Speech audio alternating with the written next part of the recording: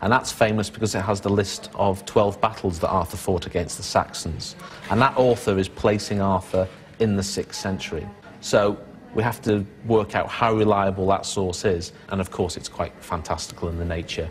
And it says Arthur kills 960 men in one battle. Obviously that's a little bit fake. But, well, I don't know, maybe you could do it, I don't know.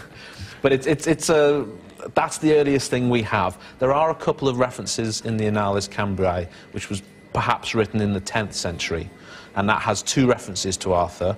One, that he fought the Battle of Badon, which is a historical battle mentioned by Gildas, who was writing in the 6th century, but he doesn't mention Arthur. So here's our problem. The battle's the same, but he says somebody else fought at the battle. And then the Annales Cambriae also have Arthur at Camlan, which is his final battle where he dies. But interestingly, that chronicle says the Battle of Camlan, where Arthur and Modred died. It doesn't say they're fighting each other. The earliest source for that goes back to Geoffrey of Monmouth and the History of the Kings of Britain. So Geoffrey was very clever in weaving together what few disparate sources there were. He wove them all together into this fantastic story, and possibly the most influential medieval book we have.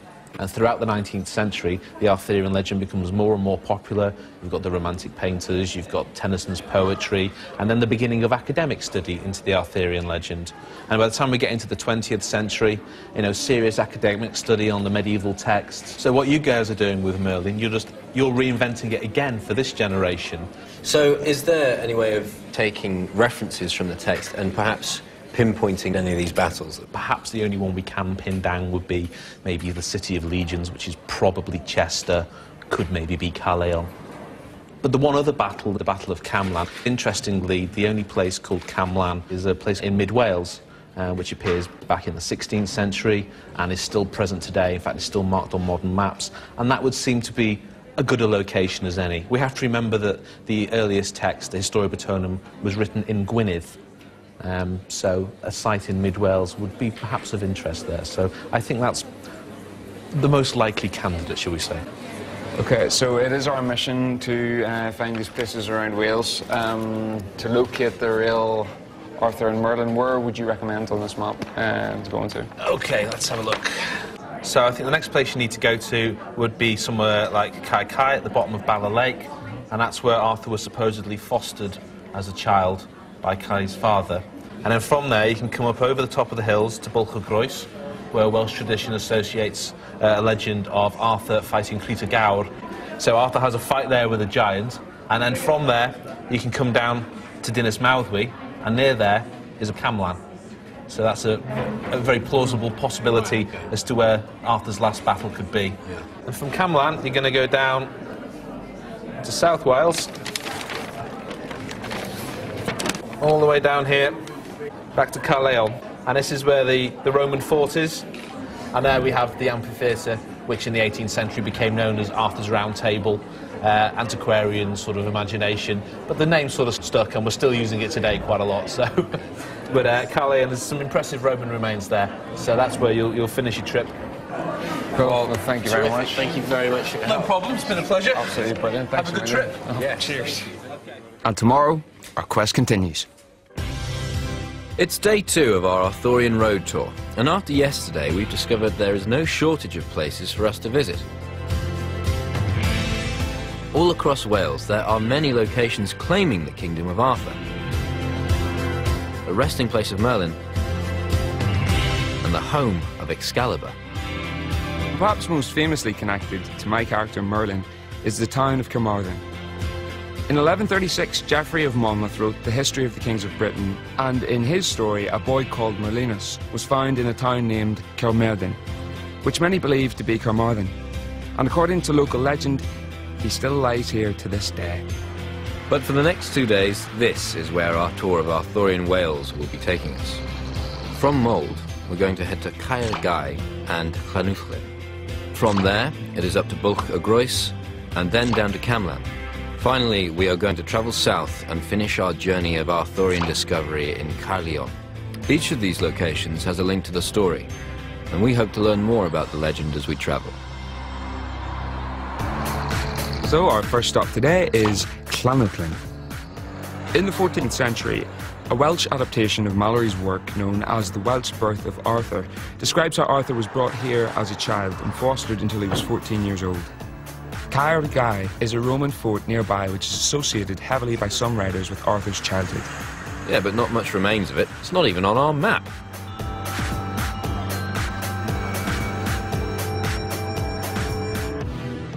Well, the one thing about filming in a studio in Cardiff for 8 months is that you obviously don't get to see much of the countryside, and you kind of don't get the chance to appreciate how impressive it is.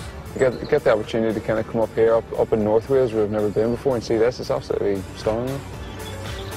Well, if this is the area where Arthur grew up, it's not exactly a bad place to grow up, is it? It's quite nice. I wouldn't complain.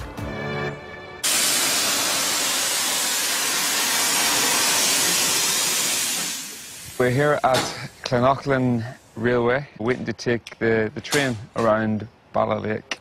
We thought we'd take the train to mix it up a bit, because we did such a vast amount of driving yesterday.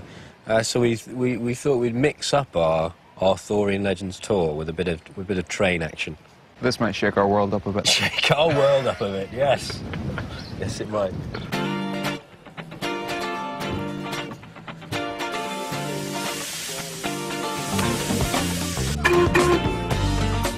Sadly, although it would have been wonderfully poetic, Bala Lake has no connections to the Lady in the Lake mentioned in Arthurian romance. But it is quite an apt place for us to collect our thoughts. Well, it was great getting to speak to Scott, wasn't it? Because especially since he mapped out these areas where we can go and visit now, so we've got a clear journey. There are a lot of regions that have their versions of the story. They all sort of have originated from somewhere, and it's just that the stories have been told in different ways. And of course, we're sort of touring the Welsh countryside, so he gave us some great places to kind of check out where the myths have been created. The more you become immersed in the Arthurian setting, the more these stories seem to come alive. This really is where the legend meets fact, where the drama meets reality. It would be nice to believe that at some point there was a man who the legend is, even if it's sort of remotely based on it, that it was, that started it all off. So after this, we're going to go there. That's the battlefield where Arthur fought the giant. Yeah, and then we go on to Camlin, which is where Arthur's last stand was. From Clonachlin, we are back on the road again and taking a steep climb up to Bolcagrois.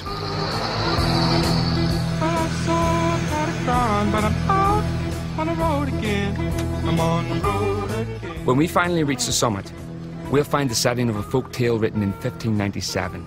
It's said that this is where Arthur battled one of Wales' most fierce giants. We've stopped just because of kind of this viewpoint, and I think the sun kind of ceremoniously kind of highlighting it for us at the time. It's a very beautiful part of the world where we are.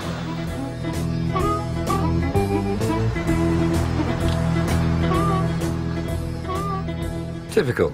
Just as I was enjoying the scenery, a word from our producer. Just to reiterate again, a couple of people have now told us this is quite a dangerous road, so do be careful, gents. Thank you.